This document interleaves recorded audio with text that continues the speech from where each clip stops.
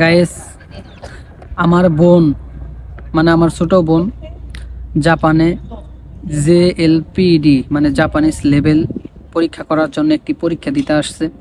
N4 লেভেলের মানে N5 থেকে শুরু হয়, কিন্তু N4 লেভেলের পরীক্ষাটা দিবে। তো এখানে হচ্ছে জাপান, এটা হচ্ছে ইউনিভার্সিটি, টোকিও ইউনিভার্সিটি, টোকিও না, জাপান ইউনিভার্সিটি।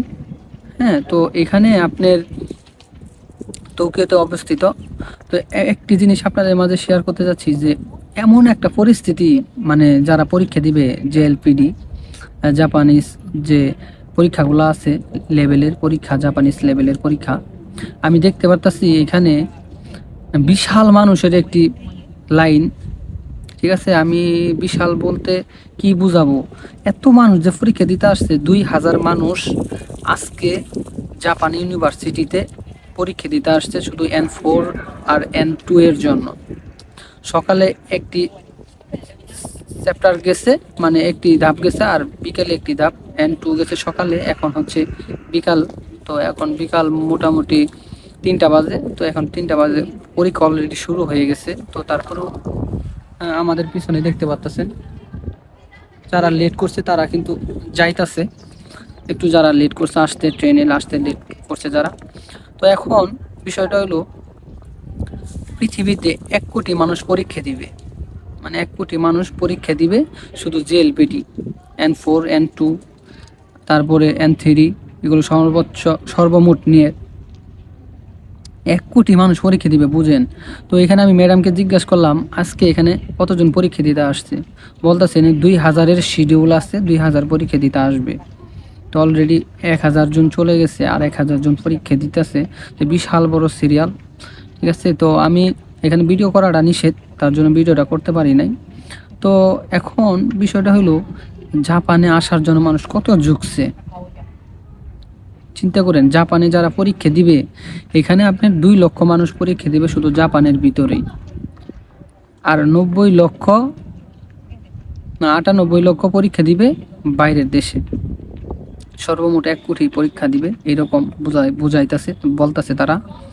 তো এখন JLPD পরীক্ষাটা এমনভাবে মানে সিস্টেম হয়ে গেছে, মানে কি পরীক্ষার লেভেল আস্তে আস্তে যদি আপ, বা জাপানিজ লেভেলগুলো জাপানে থাইকে বা জাপানে আসার আগে যে লেভেলগুলো আপ যদি না করেন, তাহলে কিন্তু বিশাল সমস্যা, তাদের সাথে কথা বলা যায় না। আপনি জাপানি যতই পারেন, যদি পরীক্ষায় পাস না করতে পারেন, কোনো দাম নাই। কারণ এই লেভেল দিয়েই আপনার ভালো একটি জব, ভালো একটি চাকরি, ভালো কনভারসেশন, এগুলো ক্রিয়েট করা যায়। তো সেক্ষেত্রে আপনার কিন্তু জাপানিজ লেভেলটা খুবই প্রয়োজন, খুবই প্রয়োজন। তো আমি মনে করি আপনারা ভালোভাবে লেখাপড়া করেন, যারা জাপানে আছেন লেভেল আপ করেন। লেভেল আপ করতে করতে দেখবেন ভালো একটি জব পেয়ে গেলে আপনার জীবনের একটি কি সিকিউরিটি চলে আসবে। আর যারা দেশে আছেন, যারা JLPD পরীক্ষা করবেন, পরীক্ষা দিবেন এবং জাপানিজ ভাষার লেভেল আপ করার জন্য পরীক্ষা দিতেছেন, হ্যাঁ, বা জাপানি ভাষা শিখতেছেন, তো সেক্ষেত্রে তারা কিন্তু অবশ্যই ভালোভাবে পড়া লাগবে। হ্যাঁ, গ্রামারগুলা, খানজিগুলা, হাইরাগানা কাতাকানা খুব পারদর্শী হতে হবে, এবং জাপানিজ লেভেল কথা বলার ভালো ফ্লুয়েন্সি কথা বলার মতো অভিজ্ঞতা তৈরি করা লাগবে। এবং কি আপনি ভাষা শিখলেই হলো না, কিন্তু বেশি বেশি জাপানিজে কথা বলবেন। হ্যাঁ, তাহলে দেখবেন যে আস্তে আস্তে আয়ত্তে চলে আসবে। প্রথম হয়তো কষ্ট হবে, একদিক দিয়ে পড়বেন, আরেক দিক দিয়ে মনে পারে যাবেন গা, কিন্তু আস্তে আস্তে এগুলো আয়ত্ত করার লাগবে। তো সেক্ষেত্রে আপনারা সকলেই ভালোভাবে জাপানি ভাষাটা শিখে N3 পাস করে কি জাপানে আসলে আপনার জন্য বেটার একটা, মানে বেটার কিছু হতে যাচ্ছে, এরকম চিন্তা ভাবনা করে, মানে ভালোভাবে লেখাপড়া করার চিন্তা ভাবনা করে, এবং ভালো কিছু করার জন্য যদি জাপানিজ লেভেল ভালো মতো পড়া লাগে অবশ্যই পড়বেন। এখানে বেশি না, N2 পাস করলেই, বা N2 লেভেল আছে, N2 পাস করলেই আপনি মোটামুটি ভালো একটা জব পাবেন। তো সেক্ষেত্রে আপনি প্রচুর পড়া লাগবে। বাংলাদেশে আপনি SSC মাস্টার্স কমপ্লিট করে যা না করতে পারবেন, জাপানিজ লেভেল N2 পাস করে তার থেকে বেশি কিছু করতে পারবেন, এটা মাথায় রাখেন। বাংলাদেশে আপনার যদি মাস্টার্স ডিগ্রি কইরেও করতে পারেন, যদি চাকরি পান, হ্যাঁ, যে কয় টাকা বেতন পাবেন, কিন্তু জাপানিজ ভাষা N2 পাস করে যদি একটা ভালো বাংলাদেশে যদি চাকরি নেন, দেখবেন তার থেকে 5 গুণ বেতন বেশি, 5 গুণ।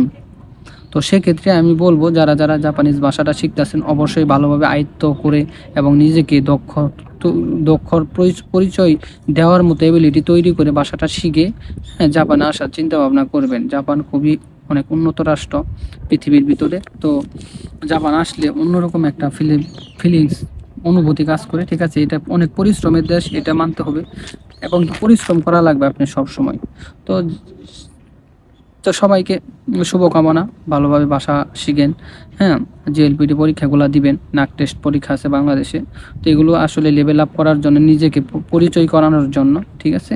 তো খানজিগুলো ভালো করে প্র্যাকটিস করলে আপনি ভালো কিছু করতে পারবেন। জাপান আপনার জন্য অপেক্ষা করছে। আর যারা জাপানে আছেন, হ্যাঁ, যারা স্টুডেন্ট বিষয়ে আছেন বা অন্য বিষয়তে আছেন, হ্যাঁ, যারা N4 পরীক্ষাগুলো দিতেছেন, N2, N3, N1, N0, তো যাই হোক, এগুলো পরীক্ষা তাদের জন্য খুব উপকৃত হবে এবং ভালো একটি পজিশনে তাকে দাঁড় করিয়ে দেওয়ার জন্য এগুলো খুবই খুবই ইম্পর্ট্যান্ট। তো সকলে ভালো থাকবেন, সবার জন্য শুভকামনা। আল্লাহ হাফেজ।